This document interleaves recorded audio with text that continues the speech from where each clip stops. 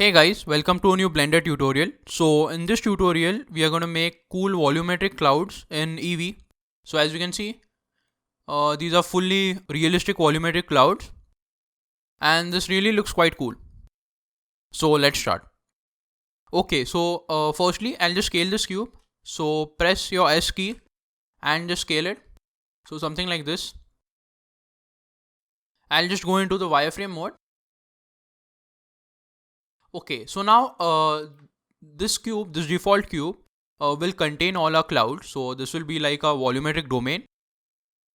So I'll just select the cube and I'll just rename this cube as a domain. Okay, now I'll go to my look dev mode right here. Okay, now we'll start making our clouds. So we need to start making the material. So we need to bring up the shader editor. So I'll just split my screen and up here where it says 3D view, I'm just going to select the shader editor. Okay, so all the material work is done in this panel. So as you can see, by default, we have a principled BSDF and that is plugged right into the surface. So we don't want that. What we want is the volume. We want to make volumetric cloud, so we'll just play with this volume. So firstly, I'll select this principled shader and I'll just tap delete key. Okay, so now as you can see, our cube goes completely black. Now we need a shader called a principled BSDF volume shader. So I'll just hit Shift A on my keyboard and I'll just add a shader called a principled volume.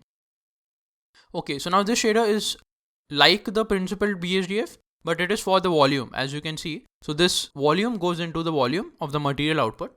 And now as you can see, we have a cube filled with black gas. Now while we are here, I'll just select my light in the hierarchy. I'll just go to the light object properties, and as you can see, by default our light is a point light, so we'll just make it a sun lamp. So I'll just select the sun, and the strength is a bit too much, so I'll just give it a strength of 5. That's good.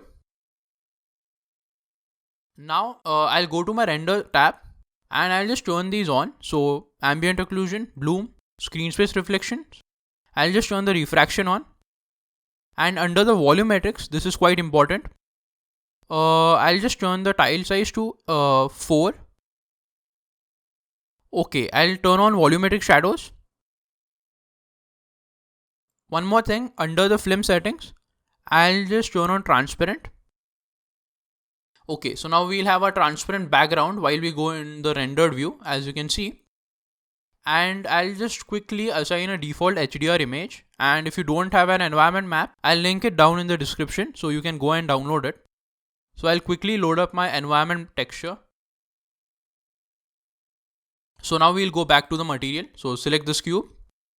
Okay, now in the principled volume, we have a bunch of settings. So we can decrease and increase the density. A density of 0.1 is good for now, but we might change that later. At the moment, we have a cube that is filled with white gas. So we need to divide this big cube into some small chunks that look like clouds. So for that, I'll use a noise texture.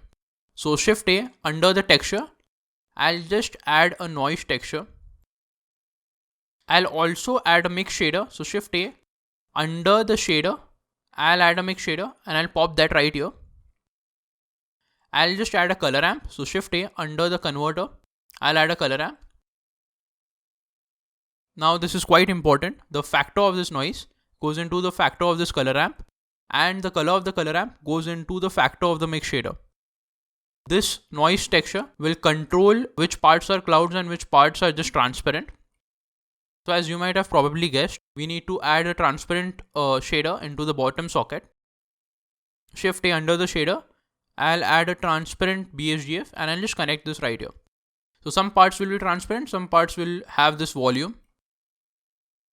If we play with this color ramp, so I'll just move the slider, and as you can see, we have some portions of volume that have an abstract shape and it starts to look like clouds.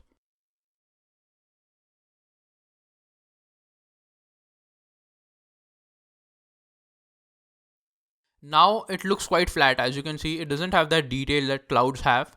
It looks like a water painted cloud. So now this completely depends on your art style. So if you like this, you can stop here. But I'm just going to increase the scale to 6. And then I'm just going to bump up the detail. So as you can see, we have quite a lot of detail. The edges of these clouds are quite detailed. Okay, so now our setup slightly resembles like clouds, but we are not there yet. So what we'll do is we'll play with this density attribute. So firstly, I'll just add a gradient texture. So Shift A, under the texture, I'll add a gradient texture. And we'll also need a color ramp. So Shift A, under the converter, I'll need a color ramp. Now the color into the factor and the color into the density. We'll be able to fade some parts of these clouds. So as you can see, so I'll just move this white slider until I get something like this. And now we have that 3D dimension, another dimension. So as you can see, if I remove this, the clouds look completely flat. And if I put this into the density, these really look quite good. So these look like 3D clouds. So that's what we want. The distance between the clouds is quite low. So I'll just play with this color ramp. So I'll just drag this black slider and I'll just drag this white slider. So as you can see, we can control the distance and the fading between two clouds with this. Okay, so now what you can do is you can fine tune these settings, but I'll just leave it like that for the sake of the tutorial. So now we'll play with the lighting. So I'll just add a point lamp. Okay, so now in a lamp settings, I'll just select this lamp. I'll go to the lamp settings and I'll just bump up the power like crazy. So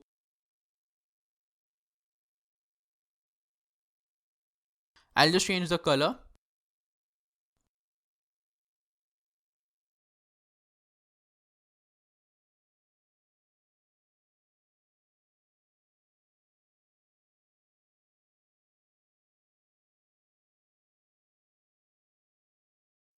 Finally, these clouds look quite flat again. So under the render settings, under the volumetrics, I've purposely kept the samples and the tile size quite low. While rendering, you can bump this to 2, but now I'm recording, so I'll just leave it at 4.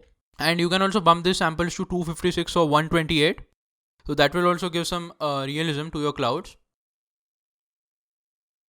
So this was a quick tutorial on how to make these cool volumetric clouds in Blender.